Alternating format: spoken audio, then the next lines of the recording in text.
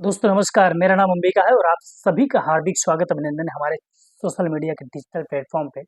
Facebook page पे अगर आप हमें देख रहे होंगे तो कृपया फेसबुक पेज को फॉलो कर लीजिएगा और यूट्यूब चैनल पे अगर आप हमें देख रहे हैं तो कृपया हमारे इस यूट्यूब चैनल को सब्सक्राइब जरूर कीजिएगा, क्योंकि ये आपका सोशल मीडिया का डिजिटल जो प्लेटफॉर्म है, ये आपकी आवाज़ है और इस पे अगर आप हमसे जुड़ते हैं तो कहीं न कहीं एक अच्छी ताकत बन के रहेंगे साथ में और एक आवाज़ भी उठाने का काम करेंगे आपकी भी और इस समाज की में रहने वाले उस निम्न वर्ग समाज की भी आवाज़ को उठाने का कार्य करेंगे। उत्तर प्रदेश में सबसे ज़बरदस्त इस टाइम एक न्यूज़ ये चल रही है कि शिक्षा विभाग जो है वो अब सड़कों पे आ चुका है, क्योंकि उनके आने का मुख्य कारण यही है क्योंकि उनके कुछ प्रमुख मांग जो उनकी पहले से भी चलती आ रही थी, लेकिन उत्तर प्रदेश सरकार ने एक नया रूल ला करके उत्तर प्रदेश शिक्षा विभाग में एक नया भूचाल खड़ा कर दिया। भूचाल क्या है?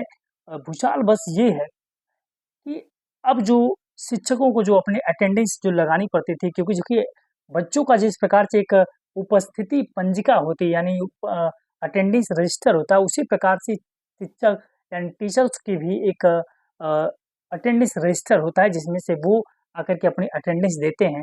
तो अटेंडेंस जो कि ऑफलाइन होता था, जो कि रजिस्टर्ड में होता था, फिर वो अ, विभाग को दिया जाता है, जिससे उनकी पे आती है, यानी सैलरी आती है जिस उपस्थिति के आधार पे।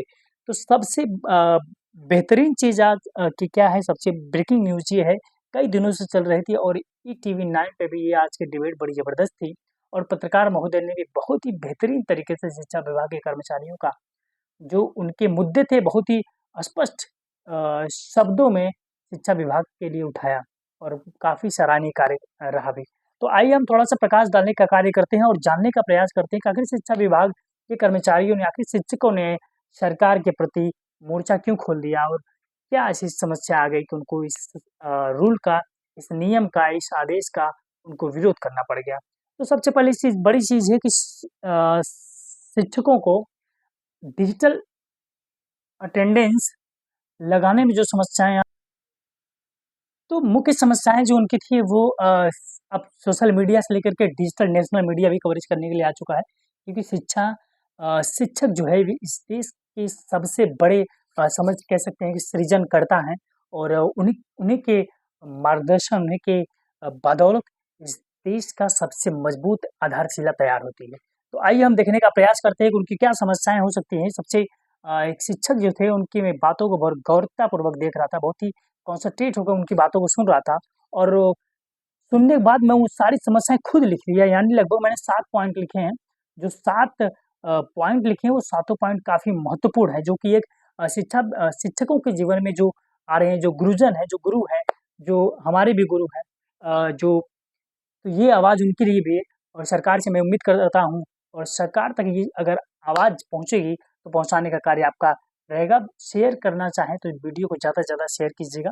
न शेयर कर सकें तो कम से कम आपस में इस चीज़ को समझिएगा और शिक्षकों के लिए भी एक कहीं न कहीं आवाज़ उठाने की आवश्यकता है। तो सबसे कुछ लोगों की ये बात ये ही है कि जो पहले जो शिक्षक हैं वो डिजिटल अटेंडेंस इसलिए कतरा रहे हैं क्योंकि वो घर रहते ही अपनी अगर विद्यालय नहीं भी आते हैं तब भी वो अटेंडेंस बन जाती है। लेकिन अगर डिजिटल अगर अटेंडेंस उनको देनी पड़ेगी तो वो लाइव आपको देनी पड़ेगी या फिर लाइव ही देनी पड़ेगी जहाँ तक उम्मीद है। ठीक है? तो आइए इन समस्याओं पे थोड़ी-सी कुछ मैं जो 7 पॉइंट जो मैंने खूब ऑब्ज़र्व करके जो लिखे हैं, उन पॉइंट्स को मैं आपके सामने रखता हूँ।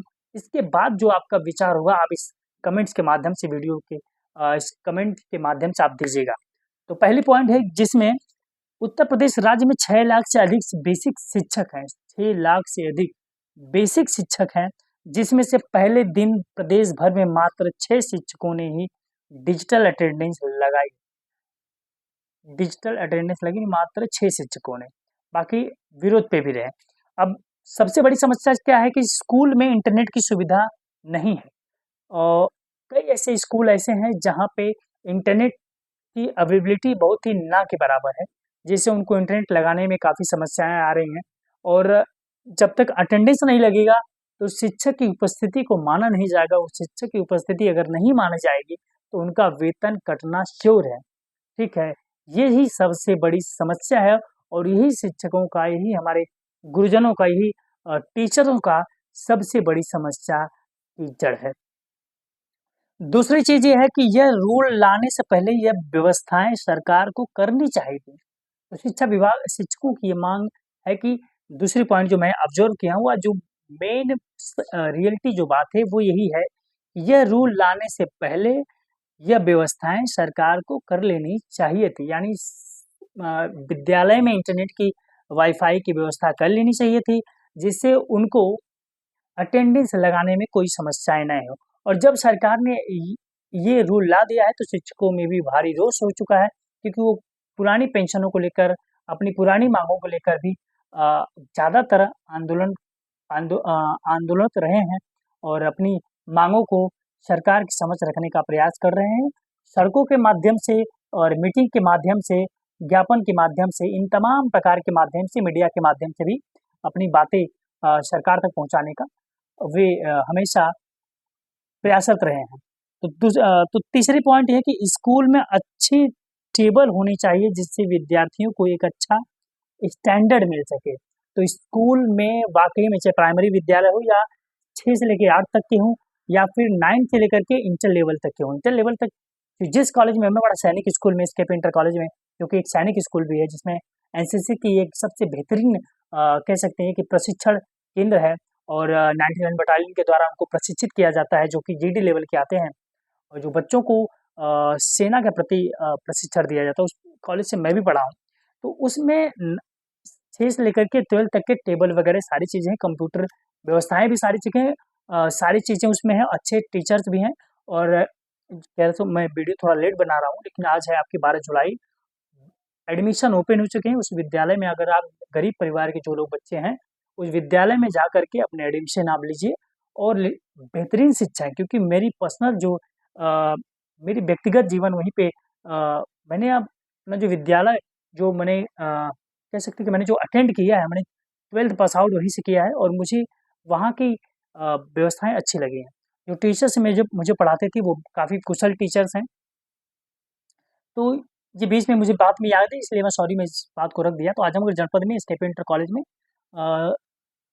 के आस-पास जो गरीब परिवार के जो लोग हैं, जो अपने बच्चे को प्राइवेट विद्यालय में नहीं भेज सकते हैं, तो उनसे मैं गुज़ारिश करूँगा कि ये आपके शहर की बीचों-बीच में गवर्नमेंट कॉलेज है, स्केप इंटर कॉलेज एक बेहतरीन कॉलेज है और अच्छे टीचर्स भी हैं, अच्छे शिक्षक भी हैं और कंप्यूटर की व्यवस्थाएँ भी वहाँ पे हैं। सैनिक ट्रेनिंग की भी आपकी व्यवस्था वहाँ पे मिलेगी आपको, यानी एनसीसी, नेशनल कैडेट कोर्स, वो भी इसकी भी ट्रेनिंग मिलेगी, जो कि आपको अपने जीवन में एक बेहतरीन मार्गदर्शन का काम करेगी, जो कि आपकी हर एक प्रत्येक चीज़ों के बारे में, आप डिफेंस के बारे में बेहतरीन जान सकें। तो आइए मुद्दे की बात करते हैं शिक्षकों के महत्वपूर्ण समस्याओं के बारे में। तो सबसे बड़ी टीचर्स यानी शिक्षकों की सबसे बड़ी मांग ये है कि स्कूल में अच्छी टेबल हो, जिससे विद्यार्थियों को एक अच्छा स्टैंडर्ड मिल सके। चौथी पॉइंट ये है कि अध्यापकों को केवल अध्यापन का कार्य ही कराया जाए, उनसे अन्य कार्य न कराया जाए। अक्सर हमने देखा है कि शिक्षकों को भी इलेक्शन ड्यूटी उनको मिल जाती है, ठीक है? इलेक्शन ड्यूटी में या अन्य किसी ड्यूटियों में भी उनको जाना पड़ जाता है, जिससे अध्यापन का कार्य बाधित होता है। तो शिक्षकों की सबसे बड़ी ये मांग है, पुरुष और महिलाओं की सबसे बड़ी मांग है कि शिक्षक को केवल अध्यापन कार्य के लिए ही रखा जाए, अन्य ड्यूटियाँ उनसे न किया जाए, ताकि पठन और पाठन की जो सारी प्रक्रियाएँ हैं वो सही सुचारू रूप से चल सकें। 5वीं पॉइंट जो है, जो सबसे महत्वपूर्ण है कि शिक्षकों को अपने वेतन के लिए भी कभी-कभी संघर्ष भी करना पड़ता है। कभी-कभी क्या, ज़्यादातर शिक्षकों को संघर्ष भी करना पड़ता है, क्योंकि उनके वेतन रुक जाते हैं और रुक जाते हैं तो शायद सिंपल सी चीज़ है, रुकने के कई कारण हैं और जब रुक जाते हैं तो उनको अपने परिवार को चलाने में भी काफ़ी समस्याओं का सामना उनको करना पड़ता है।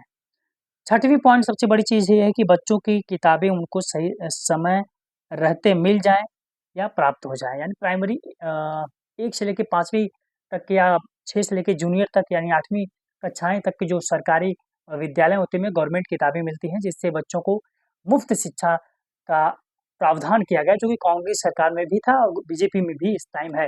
तो सबसे बड़ी चीज़ ये है कि शिक्षकों की ये माँग है कि शायद बच्चों को जो सरकारी किताबें होती हैं, यानी गवर्नमेंट किताब है, बुक्स हैं, उनको सही टाइम पे अवेलेबल अगर हो जाएँगे, अगर सही समय रहते उनको मिल जाएँगी, तो जब पठन और पाठन की जो सुविधा है और जो ये कह सकते हैं जो प्रक्रिया है, वो सुचारू रूप से चल सके, ताकि उनका सिलेबस एग्ज़ाम से पहले ही कंप्लीट हो जाए। सातवीं पॉइंट सबसे बड़ी चीज़ है कि शिक्षकों को सबसे महत्वपूर्ण माँग पुरानी पेंशन है। शिक्षकों क्या लगभग सरकारी गवर्नमेंट में 7वां वेतन लागू होने के बाद जितने भी कर्मचारी हैं उनको पेंशन से वंचित होने की समस्याओं का भी सामना करना पड़ रहा है। उनकी माँग है कि जो पुरानी पेंशन थी वो उनको मिलनी चाहिए और मेरी भी ये विचार है, क्योंकि आप सैलरी भले ही थोड़ा कम दीजिए, लेकिन पेंशन आप ज़रूर दीजिए। क्योंकि पेंशन एक ऐसी चीज़ होती है कि आप 60 साल नौकरी करने के बाद अगर आप पेंशन जाते हैं, तो वो पेंशन आपके जीवन का सबसे दवा-दारू के लिए सबसे ज़्यादा महत्वपूर्ण भूमिका निभाती है, क्योंकि इंसान की चारों अवस्थाओं में से सबसे कठिन अवस्था जो होती है, वो वृद्धावस्था होती है। वृद्धावस्था में जो पेंशन होती है, वो काफ़ी एक महत्वपूर्ण भूमिका निभाती है हर शिक्षक के जीवन के लिए या सरकारी कर्मचारी किसी भी विभाग के कर्मचारी के लिए सरकारी पेंशन जो है, वो बहुत ही कह सकते हैं उसके बुढ़ापे का एक सहारा होती है, एक लाठी होती है, अगर देशी भाषा में कहें तो। तो शिक्षकों ने भी अब धरना प्रदर्शन शुरू कर दिया है रोड पे, क्योंकि उनकी मांगे थी कि ये जो डिजिटलाइज़ेशन कर रहे हैं, हम उसका विरोध नहीं कर रहे हैं, लेकिन ये रूल, ये नियम लाने से पहले, ये प्रावधान लाने से पहले सरकार को शिक्षा विभाग के उच्च अधिकारियों शिक्षा विभाग के द्वारा या शिक्षकों के जो पदाधिकारी हैं, जो मंत्री हैं, अध्यक्ष हैं, उपाध्यक्ष हैं, उनके साथ बैठक करनी चाहिए थी। ये राय उनको देनी चाहिए थी, जिससे अगर वाईफ़ाई, इंटरनेट वगैरह लगे रहते तो शायद आज उनको इन समस्याओं का सामना नहीं करना पड़ता। और सबसे बड़ी एक चीज़ और थी टीवी 9 को मैं जब इंटरव्यू देख रहा था, तो उसमें एक शिक्षक ने सबसे महत्वपूर्ण बातें कह दी, क्योंकि जब बारिश का मौसम आता है तो उस टाइम इतनी ज़्यादा सरकारी विद्यालयों में पानी भर जाता है कि या उस रोड तक स्कूल के रोड तक पहुँचने में इतनी समस्याओं का सामना करना पड़ता है कि अ, कई बार स्कूल को बंद भी करना पड़ जाता है, क्योंकि आने-जाने में बहुत सारी समस्याओं का सामना करना पड़ता है। सबसे महत्वपूर्ण चीज़ ये भी है कि महिलाओं को 10 किलोमीटर तक उनको उनकी ड्यूटी दी जाए, ताकि उनके ज़िले में 10-20 किलोमीटर के अंदर उनको विद्यालय में उनको नियुक्ति दी जाए, ताकि उनके घर से आने-जाने में जो समय का जो एक कह सकते हैं कि नष्ट ना हो, उनको समय की एक समय रहते डिसिप्लिन का एक पालन कर सकें और सही समय पे विद्यालय पे उपस्थित हों और सही समय से पठन और पाठन की इस क्रिया को पठन और पाठन के कार्य को सुचारू रूप से कर सकें। ये शिक्षकों की एक कह सकते हैं कि उनकी एक समस्याएँ हैं और समस्याएँ क्यों हो सकती हैं, क्योंकि किसी भी चीज़ के लिए बिना किसी व्यक्ति को प्रशिक्षण दिए उसको डायरेक्ट कार्य क्षेत्र में उतार देना, कहीं न कहीं ये मूर्खतापूर्ण है। तो सरकार का भी रवैया थोड़ा-सा ये सही नहीं है।